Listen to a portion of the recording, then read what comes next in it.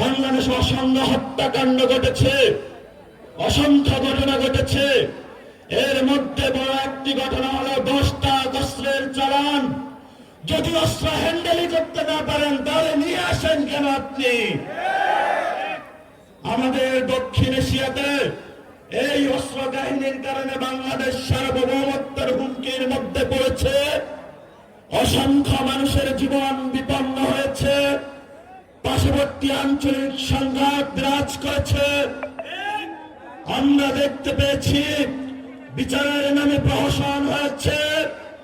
আমরা ভবিষ্যৎ বাংলাদেশে যারা সরকারি প্রশাসনে রয়েছেন, রাজনৈতিক চেয়ারে আসবেন, তাদেরকে বলতে চাই, ভবিষ্যৎ বাংলাদেশে সার্বভৌমত্বের উপর আঘাত আসে এমন কোন অযাচিত সিদ্ধান্ত আপনারা আর নিবেন না।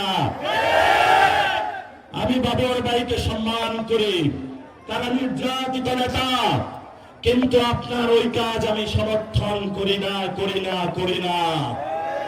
আপনার এই কাজের কারণে বিএনপি ক্ষমতায় আসতে পারে নাই। হাসিনার মতো একজন খুনি ফ্যাসিস্ট ক্ষমতায় এসেছিল।